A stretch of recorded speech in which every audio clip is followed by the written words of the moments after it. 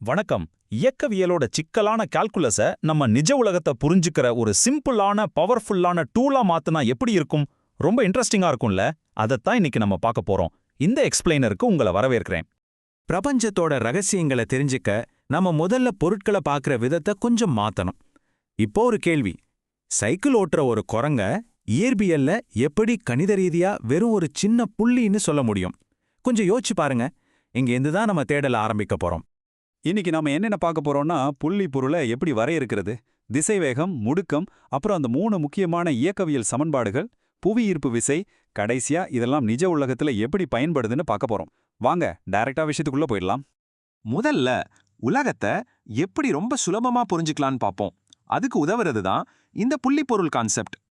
இப்போ அந்த சைக்கிள் ஓட்டுற குரங்கையே எடுத்துக்கலாம். அது ஒரு பெரிய ட்ராக்ல சுத்தி வரும்போது அது கடக்கிற தூரத்தை வச்சு பார்த்தா குரங்கோட சைஸ் ரொம்ப ரொம்ப சின்னது.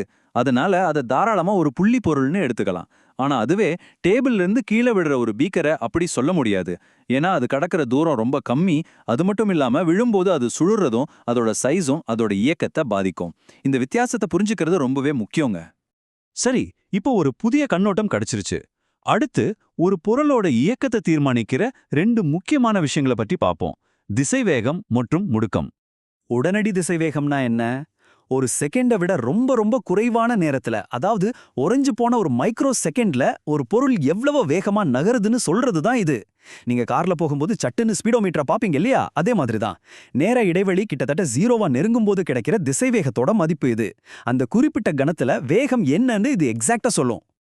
அடுத்தது முடுக்கம். தூரம் மாறது முடுக்கம் கிடையாது. காலத்தை பொறுத்து திசைவேகம் எவ்வளவு மாறுதுங்கிறதா முடுக்கம்னு கலீலியோ கண்டுபிடிச்சாரு. ஒரு திசைவேகம் கால வரைபடத்துல வரையப்படுற தொடுகோட்டோட சாய்வு தான் முடுக்கம். சிம்பிளா சொல்லணும்னா, நீங்க எவ்வளோ வேகமா போறீங்கிறது திசைவேகம்னா, அந்த வேகம் எவ்வளோ சீக்கிரமா அதிகமாகுது இல்லைன்னா குறையுதுன்னு சொல்றது தான் முடுக்கம். இப்போ இந்த கான்செப்ட்ஸ் எல்லாத்தையும் சேர்த்து ஒரு சூப்பரான மேத்தமேட்டிக்கல் ஷார்ட்கட்டா மாத்த போறோம். அதுதான் இயக்கவியல் சமன்பாடுகள். அல்ஜீப்ராக்குள்ள போறதுக்கு முன்னாடி இந்த சிம்பிளான வரைபடத்தை பாருங்க.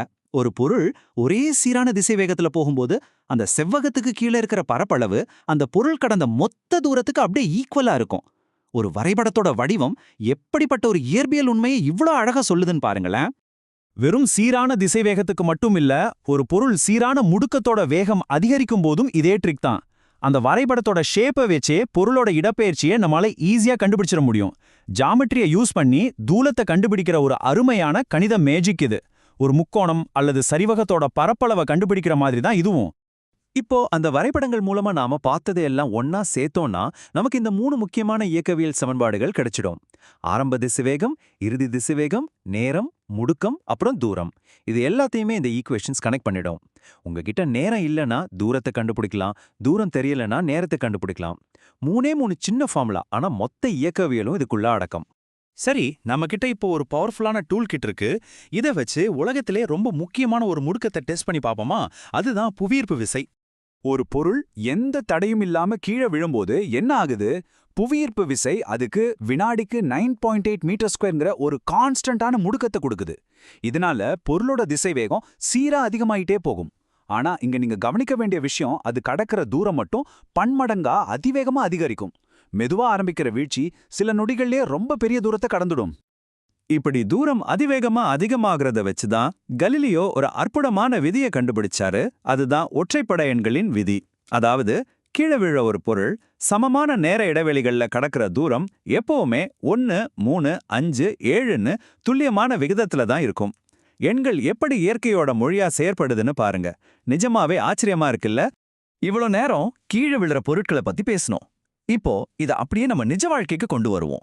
நீங்க கார்ல போயிட்டு இருக்கீங்க, சடன் பிரேக் அடிக்கிறீங்க. இப்ப அந்த கார் எவ்வளவு தூரம் தள்ளி போய் நிக்கும்னு எதை வச்சு முடிவு பண்றது? இது வெறும் தியரி கிடையாதுங்க, நம்ம உயிரோட சம்பந்தப்பட்ட ஒரு முக்கியமான கேள்வி. இதை கண்டுபிடிக்க நம்ம இயக்கவியல் டூல் கிட்ட எப்படி யூஸ் பண்ணலாம்னு பார்ப்போம். நம்மளோட 3வது இயக்கவியல் சமன்பாட்டை இங்க அப்ளை பண்ணும்போது கொஞ்சம் பயமுறுத்துற மாதிரியான ஒரு உண்மை தெரிய வருது. உங்க காரோட வேகத்தை நீங்க டபுள் ஆக்குனீங்கன்னா பிரேக் அடிச்சதும் கார் நிக்கிற தூரமும் டபுள் ஆகும்னு நினைச்சிங்களா? இல்லவே இல்ல. அது 4 மடங்கு அதிகரிக்கும். அதாவது வேகத்தோட வர்க்கத்துக்கு ஏற்ப தூரம் மாறுபடும். 30 கிலோமீட்டர் வேகத்துல போற காரை நிறுத்துறதை விட 60 கிலோமீட்டர் வேகத்துல போற காரை நிறுத்த 4 மடங்கு அதிக இடம் தேவைப்படும். ரோட்ல போகும்போது இது எவ்வளவு முக்கியம்னு இப்ப புரியுதா? ஆனா பிரேக் அடிக்கிறதுக்கு முன்னாடி இன்னொரு விஷயம் நடக்குது. ஆபத்தை பார்த்து உங்க மூளை சிக்னல் அனுப்பி நீங்க செயல்பட ஒரு சின்ன டைம் கேப் ஆகும். இதுதான் ரியாக்ஷன் டைம் இல்லனா எதிர்வினை நேரம்னு சொல்றோம். இது அளக்க பெரிய மிஷின்லாம் தேவையில்லை. ஒரு சாதாரண மர ஸ்கேலை வச்சே ஈஸியா கண்டுபிடிச்சிடலாம். நம்ப முடியலையா? எப்படின்னு சொல்றேன் கேட்டுக்கோங்க. உங்க ஃப்ரெண்ட ஒரு ஸ்கேலை செங்குத்தா புடிச்சுக்க சொல்லுங்க. நீங்க உங்களோட கட்டை விரலுக்கும் ஆள்காட்டி விரலுக்கும் நடுவுல அந்த ஸ்கேலை ரெடியா வச்சுக்கோங்க. எப்ப வேணாலும் அவங்க அதை விடுவாங்க, நீங்க டக்குன்னு அதை பிடிக்கணும். அது எவ்வளவு தூரம் கீழே விழுந்ததுக்கு அப்புறம் நீங்க பிடிச்சீங்கன்னா அளந்துக்குங்க. இதை நீங்க வீட்ல கூட ட்ரை பண்ணி பார்க்கலாம். உதாரணமா, நீங்க பிடிக்கிறதுக்குள்ள ஸ்கேல் கரெக்டா 21 சென்டிமீட்டர் கீழே விழுந்திருக்குன்னு வச்சுப்போம். இப்போ நம்ம இயக்கவியல் சமன்பாட்டை யூஸ் பண்ணி கணக்கு போட்டா ஒரு சாதாரண மனுஷனோட ரியாக்ஷன் டைம் சுமார் 0.2 வினாடிகள்னு ரொம்ப துல்லியமா வரும். ஆபத்தை பார்த்து நீங்க பிரேக்கை மிதிக்கிறதுக்குள்ளேயே இந்த 0.2 வினாடிகள்ல உங்க கார் கணிசமான தூரத்தை கடந்திருக்கும். கொஞ்சம் யோசிச்சு பாருங்க. இப்போ நிஜ உலகத்தை புரிஞ்சுக்கிற அந்த முழுமையான கருவி பெட்டி உங்க கையில இருக்கு. அடுத்த முறை ஹைவேல வேகமா வண்டி ஓட்டும்போது உங்களே ஒரு கேள்வி கேட்டுக்கோங்க. நீங்க உங்க மூளையோட 0.2 செகண்ட் ரியாக்ஷன் டைமையும் உங்களோட டிரைவிங் ஸ்கில்லையும் தான் நம்பி இருக்கீங்களா, இல்ல உடைக்கவே முடியாத இந்த இயற்பியல் விதிகளுக்கு எதிராக ஒரு ஆபத்தான கேம் விளையாடிட்டு இருக்கீங்களா? இந்த கேள்வியோட உங்களை விட்டுட்டு போறேன். யோசிச்சு பாருங்க.